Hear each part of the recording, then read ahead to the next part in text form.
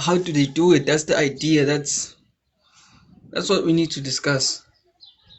Because abanye abantu don't know the concepts of imali, don't understand the concepts of imali itself. Singifaka abantu, singifaka abantu, singifaka abantu. Let's go.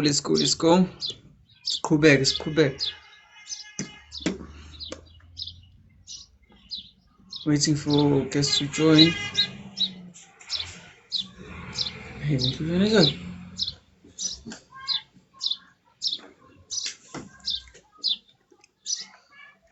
Okay, thank you so much for joining, Imam.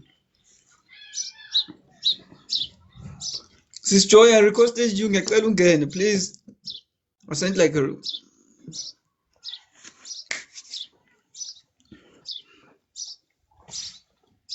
Nangomoni Potongtan. Oh boy, and welcome. Hi guys. Yes, thank you so much for being here. Yeah, we want to hear your thoughts on what you think regarding everything that's going on, like in South Africa or maybe across the world, and maybe you can help us understand the concepts of corruption itself, because now most people don't understand how it works. Zero.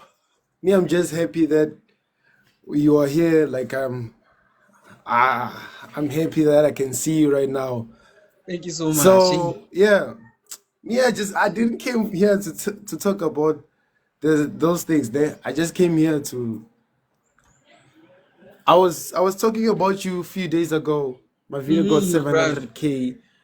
Talked about you. So me, I talked about like what is really happening, what is really Uh, trending right now. So and what's going on in your mind? You can tell people. us what's on your mind. We have about 1,000 people watching.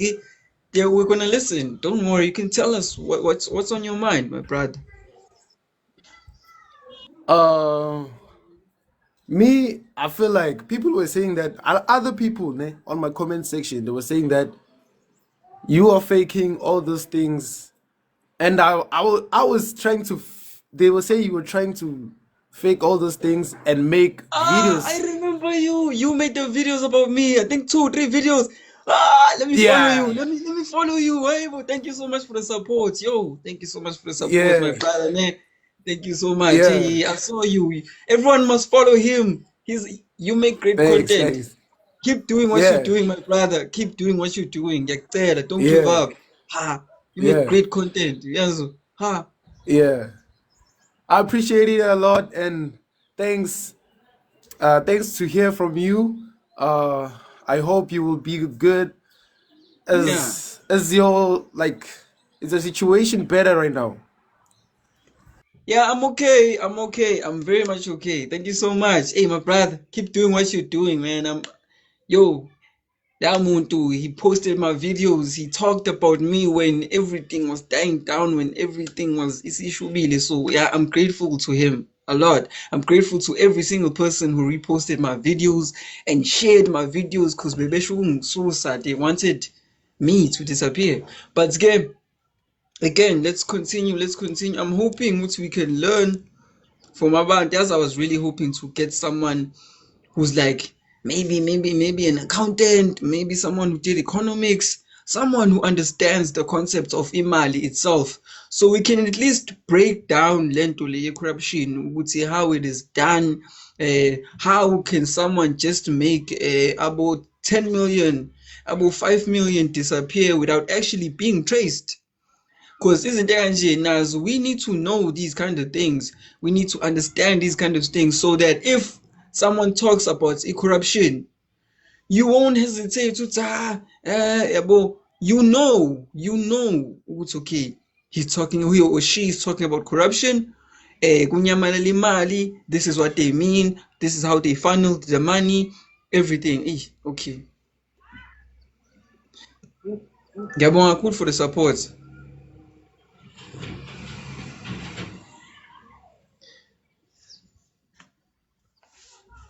Thank you so much for the support. I'm trying to faka abantu lana. Please, if you requested, ngicela to requestile, ngizobe sengiyakufaka. Anyone who requested, just tell me ukuthi you requested, ngizobe sengiyakufaka. There's a lot going on in this country. There's a lot we need to discuss. I'm just I should have planned. I think kumele ngithole guest. I think kumele ngithole guest, someone who understands the concepts of money, someone who studied Mali or studied the idea of Mali, so that at least they can be able to break it down for us sikwazi uku-understand. Kuningi ngifaka abantu manje ngifaka abantu.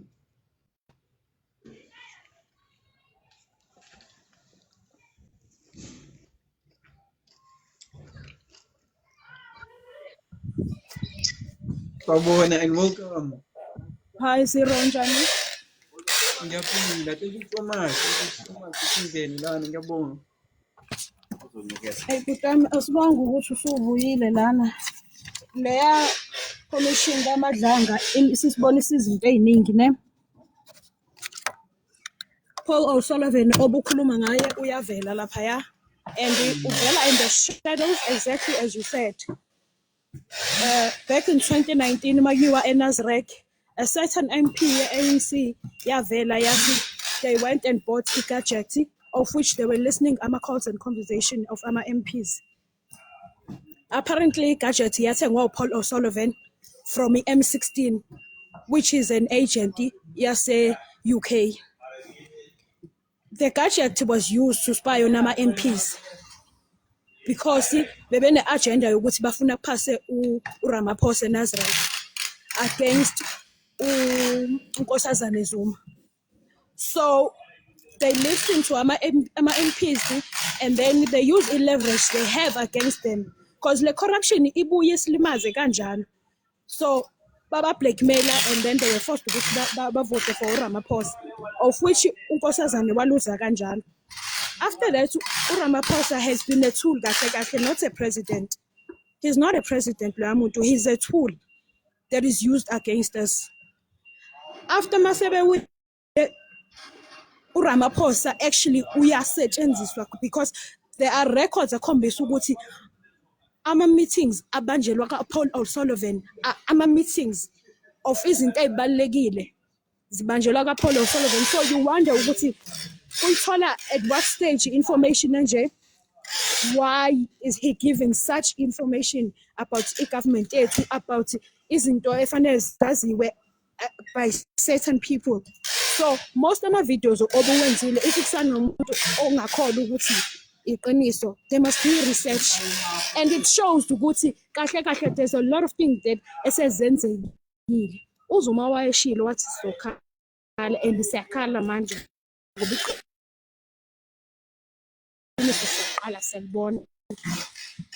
we didn't realize it at first, but manje that Madlanga yabona ukuthi kahle we are being used. When we went and voted, we wanted a different thing, but I'm not sure ukuthi ama vote favors them. So now at this stage, we are stuck between a rock and a hard place. And imali idliwa indlela zonke. State funds, state cars. Bahambe bolala emahotela. There's a lot of corruption ekhona. Uma ungabuza ukuthi wabathabile dlamini babebhadala kanjani emahotela ngemali yakaSASO 17k per night kunabantu abalala belambile eSouth Africa. Of which icase yakhona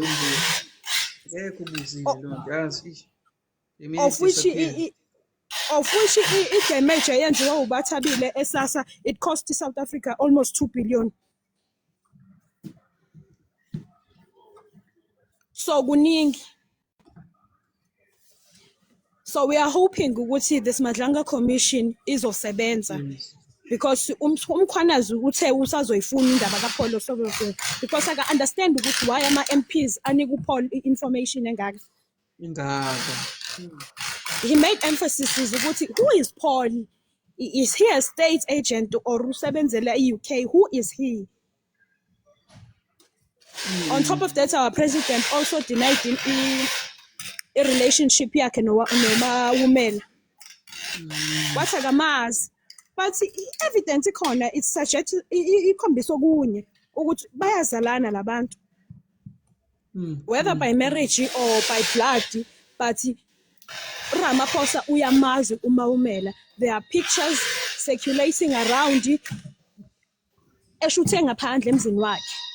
The same house ebesiyibona elapha e-Hyde Park belanda iy'moto kuzona unyenyavu ley'moto lelo belilanda laphaya. So kuningi okwenzekayo. Kuningi okwenzekayo. I-UK kuyacaca ukuthi isalrana. I'm sorry ukuthi ngikukhiphe, but thank you so much. Thank you so much for your input. Hey, kuningi okwenzekayo. And our president is denying anything. Kuko konke okwenzekalayo, he has been seen as umuntu nje innocent. I think maybe his term is coming to an end. Angazi what's going on regarding our Lord and Savior, our hero yasemphakathini, our president, President Ramaphosa. But for now, yena uthuli, especially when it comes to indaba ya Mr. General Mkhwanazi. I don't see him participating kuyinto eyitheni. The only time I actually saw him was emgcwabeni wa Mr. Nathi. That was the only time whereby simbona ke. Other than that, no. I don't know, man. Is he our hero? Is he a sellout? So thini? What are we gonna say? Guy. Or phela manje currently he is our Lord and Savior phela ngithi. Sithembele kuyena. Masilahle yena. So baleka siphi? So bayini? As the nation of South Africa. And some people love me. That hurts me the most. Yonke ebuhlungu nayo onke le uthi some people bayamthanda. Hawu leyo phathi leyo yangilimaza mina. Uyangilimaza ngipunhliziyo. I don't know. I only wish we had someone lana who's a doctor. If we have someone who's a doctor, a qualified doctor, someone who is a qualified accountant or a qualified lawyer, ngicela ukuthi request and tell me ukuthi okay usurequestile ngizobe sengiyakufaka. Maybe you can be able to educate us because khona ezinye izinto ekusamele sifunde from you. Kuningi uthini ungizwe Mchunu, our hero. Anyone who's a qualified lawyer, qualified doctor, qualified accountant, isho ukuthi u-qualified what ngizobe sengiyaku-add. Isho we're gonna wait for you, khuleka, we're gonna wait for you. Isho ukuthi we qualified what? We have questions. Nangu sisinandi requesta. Nangu uthi ngikubheke wesisinandi la kulabantu, uthi ngikubheke wesisinandi sengikubone kuma comment. Uthi ngikubheke. Sisinandi requesta, ngiyakucela. Requesta sisinandi. Please, nangu sisinandi, iqhawekazi. I'm back, guys. I'm back. Ngiyajabula ukuthi ngibuyile. Ngiyabonga kakhulu for everyone who supported me. I just created a video. I hope abantu bayibukile. Ningitshela ukuthi kulabo bayibukile nisho ukuthi injani yabo, because I did create. Sisinandi akangene. I'm a qualified teacher. Qualified teacher sizokufaka. Ba omunye qualified jack of all trades. Sizokufaka qualified jack of all trades. Ishi qualification yakho nje sikufake. I'm a qualified student. Yeah, not to say phela ukuthi if une qualification you any better. Cha ngiyasho ukuthi ngifuna ama specialist singene la discuss, but uthi ngiqale ngifake usisinandi. Ngiyajabula. It's been a while. Sisinandi uphi? Sisinandi yangibalekela manje. Buya wesisinandi. Buya. Thank you so much for the gift. Ngiyabonga. Qualified soccer analyst. Siyabuka phela ibhola. If you're a soccer analyst, uyazi nje ukuthi group C when it comes to the FIFA World Cup. And group C iphethe France, iphethe Spain, iphethe Argentina bese kube South Africa. Can we survive lapho? Ngiyalibuka ibhola, angisukelwa ngebhola, ngiyalibuka ibhola. Nyamo. Mentoring requested, okay, sisinandi. Ngiyakufaka sisinandi, ngiyakufaka nakho ngiyakubona sisinandi. Nakho ngazingajabula siphethe sisinandi. Waze wasithusa weziro. Sizinandi sengikhona. I'm okay. I'm okay. Ngasejabula ukuzwa from you again. Wow. Yo, waze wasithusa. Kodwa usenzani?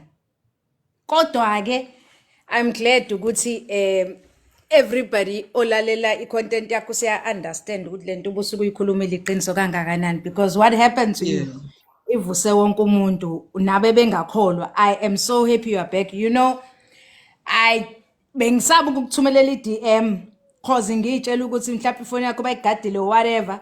So all I could do was videos about you. I could do videos and talk ukuthi ayibo nangu zero abamaziyo bakithi. I was hoping for umakhelwane nje uzothi hayi ngiyamazi. Waze wasithusa wesizwe. Ngiyakuzwa.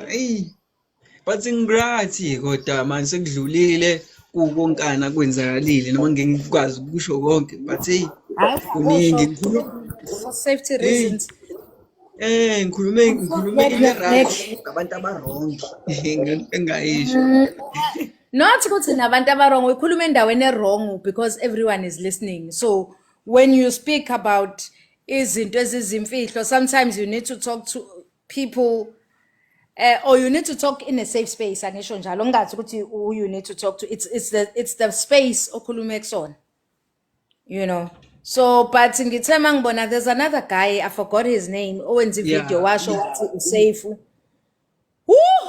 Kwaye masi dedela umoya. I was so worried about you. Cause khona la wenze khona ivideo uthi wawusayenza, right? Uthi ngizonyamalala. Ngizonyamalala. I'm like, hey lengane, nansi ufuna ukunyamalala ngempela. Ngathi nganyamalala ngempela. Hibo. Hi wena. But ke now we know. Ukuthi about 10,000 in South Africa, so we know. Now we know. But relating konke okwenzekala, what's your take? Kuningi khona abantu abaLamborghini blue, khona abandiza ema building bashaye phansi, khona basejele. What's your take wena? Isikhathi sincane. Yabona kulibele kusukela ngomhla ka6 July. Libele kusukela ngomhla ka6 July ipress briefing ngaMkhwanazi. Kwavele kwachitheka bugayiwe. Because emva kwalokho you have everyone in South Africa etatazela, and then you have laba abasuka ku 22nd floor mangabe uthi uyalalela mawubuka emncwabeni iwidow is laughing thina saza ama widows ebamsore emncwabeni. So iwidow ehlekayo itholakala ishoot ihleka siyayibuza ukuthi mhlawumbe nje mhlawumbe umkhwanyana uhlele eParis uyayibukela na umncwaba kasazi. But at the same time, if kuukuthi ngempela he's gone, you thinking about his family ukuthi ngoba thina sonke si South Africa singakholwa ukuthi he's really gone. Bona they are suffering because thina as South Africans sikhulumayo kwi social media about that, and ngenzeka ukuthi bayahetheka, but sithema sesimbona ehleka kumama sasesa relaxa. Mna I really was feeling guilty, I don't wanna lie.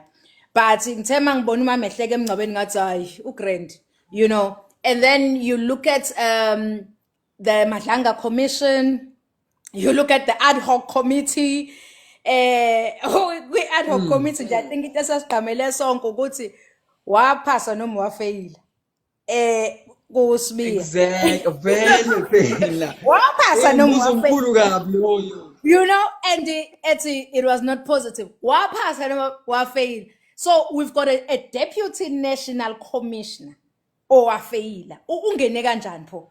You know, you're asking yourself, we deflector. angifuni ke ngisho ukukhuluma nje into ayikhulumayo, because ngisho ingane yami na 14 ihlakaniphe kabi ibingakhuluma into omile into ethe gweqe lapha ya. But lapha we were listening to ngi-understandile umkhwanazi mayethu uyingane lo ukuthi ayingane ngempela, because bengathi silalela ingane encane umuntu afika athi umkhwanazi akayazi into ayikhulumayo, the next minute ufeyilile futhi yena. So kahle kahle ubani ongazi ukuthi wenzani, you know. And then ngendlela okuningi kakhona kuningi emva kwalokho uyadlula uya la sekuthiwa khona uNcamalala kumele ukuthi akhokhe 28 million wamaqala ayekade khokhelo government. Uyabona ukuthi Hey, impi isemome. Kuthiwani impi isemome. There's just so much Ngiyakuyela. happening. Mm. There's just, and then bese kuzoba uweke nawe. Hayi. Hi guys, ngeke. Phela nisiphumuzeni. Yes, I was saying the other day, I'm tired. I am just tired. There is so much going on, and I feel like uNkulunkulu mfethu akasiphiwe nje as South Africans. Why on earth would he give us such a coward for a president? Umuntu ongena backbone. Bathe bembuza laphaya ukuthi can he take a lie detector test? Waround igquma, waround ibhasi. At the end, Wayalena le. you did not get an answer, Lapayana. That man is not going to take the lie detector test because he knows ukuthi kuzovela ukuthi unamanga. And if he does take it, you best believe izobe ikhukhiwe. Basically, zero, Yes. siholwa abantu abangasibona abaholi ngokokuzalwa. Siholwa abantu abaholi ngenxa yama positions abaphiwe wona. And you can see ukuthi abanye baphiwa ngoba they are easy to use. Ba ama puppets kulula kubona kuba ama puppets. And that's why uzobona Osbiya besekhundleni eziphezulu kanje. Come on a serious note. Wena ungamqasha uSibiya mase kuthiwa unebusiness njengamanje. Sikhulume njengamanje. Uzomqasha Uzophendula imibuzo elula kanje. Uhlulo kuphendula imibuzo mfethu into eclear eqondile nje ethe uphendule udlule, you know. And yeah, kuningi NPA ngapha ithi akuphuthunyiwe kugwetshwe uZuma for icala learms deal. Uthabo Mbeki ohleze esho ukuthi there was no arms deal. And the funny part is leyo arms deal yenzeka uZuma kuyiprovince. Abaku-national bathi there was no arms deal, okuyibona babedila nezinto zaku-national. So uyithini ke lento? Leyo mina into engistressa kakhulu nakho konke ukuthi I can't seem to find or I can't trace ukuthi ubani oba-protectayo. Someone is protecting them. No. The president, the big five, Ibu, Umshana Karamaphosa. Hangani amphika umuntu. Ibu. Wamphika phi umshana wakhe? Hey guys, Tatale uThimbo thathwa yepostele ya video zakhala. Nakhona lapho uqamba amanga kakaqedi. Wasiza uThimbo waposta lela video le. Hayibuka esephike waphika umongameli, waphika upresident. Yeah, no guys. Iqiniso lithi asinabo abaholi. If kuukuthi khona into eshodayo la eSouth Africa shoda ngabaholi. Sinabantu who have been given positions which they don't deserve because they are not here for us. And this is what I'm learning because I'm also still learning in indaba zepolitiki. But I'm learning ukuthi true politicians, like ngingathi true but most politicians angisho njalo, they are hungry for power. You know, and mangabe beke bayithola ipower yakhona, they abuse it because laba bantu basemandleni fune ngabe mfethu ngoba bamnyama njengathi, fune ngabe izinto ephezulu ekhekheni, they are taking care of abantu abamnyama njengabo. Because if you are to look at abelungu mfethu, abelungu bayanakekelana, ngikhathala uzothini, abelungu bayanakekelana bebodwa, but thina senzani? Buka njengamanje, a lot of people are saying why ngakhulunywa ngabantu who are why umkhwanazi engakhulumi ngabelungu, why ekhuluma ngabantu abamnyama kuphela. I got a call yomuntu obengibuza lokho, and I'm like, umkhwanazi, he is only focusing on into yamaphoyisa, udila namaphoyisa ngaphansi, and amaphoyisa are rogue, and abantu abenza ukuthi amaphoyisa nawo abe rogue abantu abamnyama njengaye. Unfortunately, yes, there are people who are behind.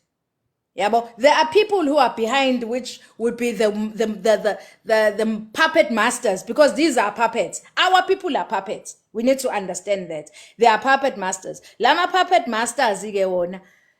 Hayi bandla. Ama puppet masters athula yasibuka sinumzana amakhanda sonke South Africa kubheke phezulu. Ndathuli ayabuka nje si-joke nje right now. Exactly. So first engakutshela kona ukuthi it is what it is. Mina I'm glad you are back, and kuningi mfethu, kuningi ngeke size sikwazi ukuthi siqede ngeconversation eyodwa ngoba i-topic ne-topic ineyindaba zayo ngaphansi kwayo. If you are to tackle one topic, you need to go in deep. manje la kwakho kusagowa deep la. I'm sorry who cuts off us, D. I'm sorry. Thank you so much. Hey, it is what it is. Yes, it is what it is. And man, I must kuluma says kuluma because there's so much I have to say. It is what it is, man. I guess what manje the biggest thing engazama ukuthi ngiyenze as uzero, the biggest thing engayizama is to try and figure out ukuthi who is protecting these guys. Because there's someone who background. You Paulo Sullivan. Gambon Paulo Sullivan.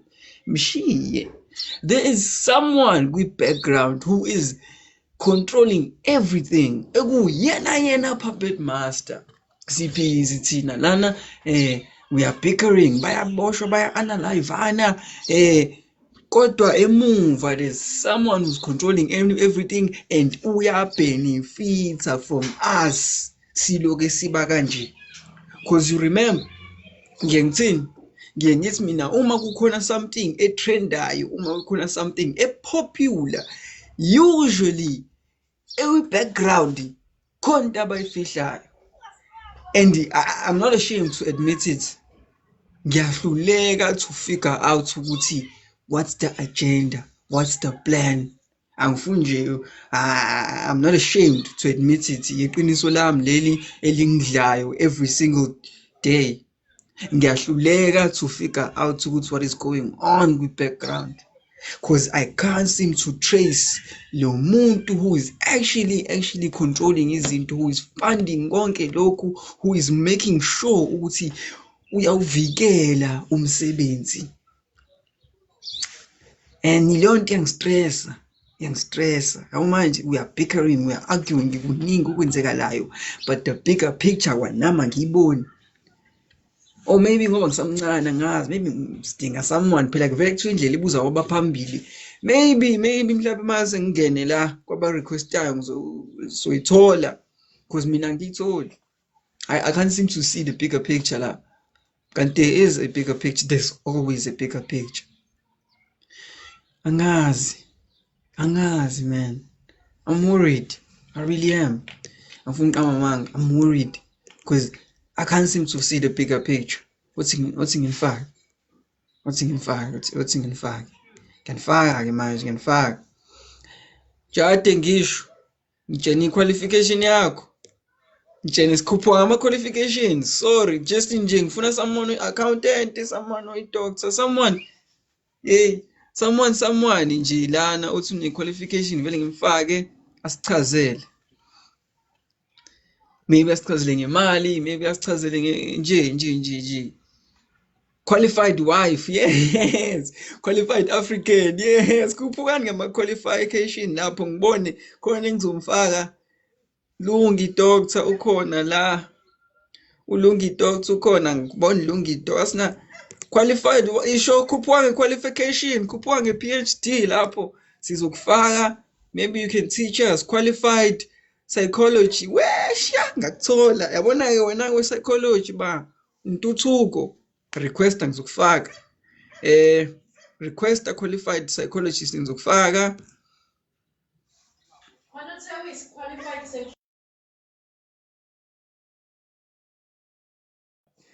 Requester when a qualified psychologist, requester when a qualified lawyer, ngizonifaka manje sidinga abantu nje we need abantu engizobuza kubona, because nami eyami knowledge ihambe yazi yaphela manje. I can't seem to see the bigger picture.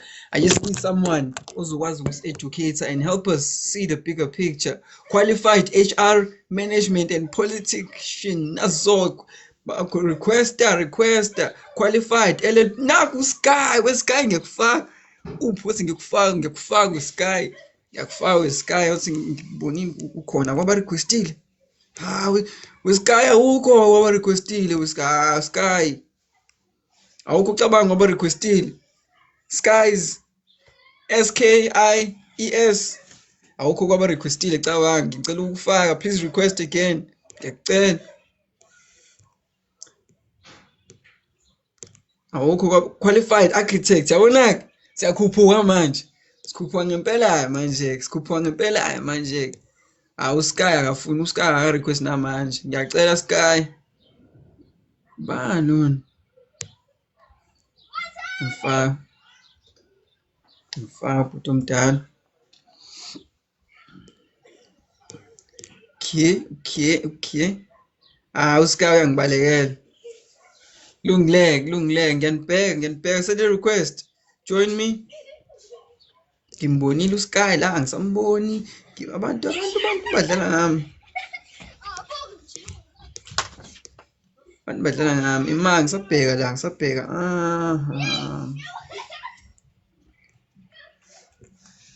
Sky ngimtholi. EC bani qualified. Hey, abantu qualified educator, qualified tourism management. Wow. I'm a qualified high school maths and science educator. Wow, ngena. Udokotela la, nangu udokotela. Hayi kuthi ke let me end the live. We had fun though. Sifundile. No. Let me end the live because angibatholi abantu engibafuna lana. Yeah. Let me end the live ngihambe ngiyodla nginiphumuze. Ngiyojoin amanye ama-live abanye abantu. I'm sure nabo ba excited to have you guys. Thank you so much. Wona ngibhuti omdala. Dr. Sambo. Zero. Welcome, sawubona. Hayi siyaphila Zero njani? Siyaphila. Ngibonga kakhulu ukuba khona kwakho. Thank you so much. Zero, I wanna raise a point here. I'm not good in English, but I wanna ask something or I wanna observe something. Yabo? Bhuti omdala zongena kusasa next live kusasa. It's okay. Zongena kusasa. I'm ending the live manje. I'm ending the live. It was nice. Ngiyabonga to everyone who joined me.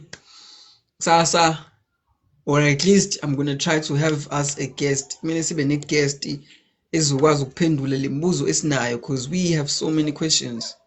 Njengamanje ngishiya le live le sinama unanswered questions akhona. Thank you to everyone for joining. Ngiyabonga. Abangangenanga sibafaka le live yakusasa. If end up ngiyenzile, I don't know, sazobona. Thank you so much though. Thank you so much to everyone. Ngiyabonga. Ngiyacisha manje. Ngiyabonga kakhulu. Bathini ama-comment? Ngiyabonga kakhulu. Bye guys.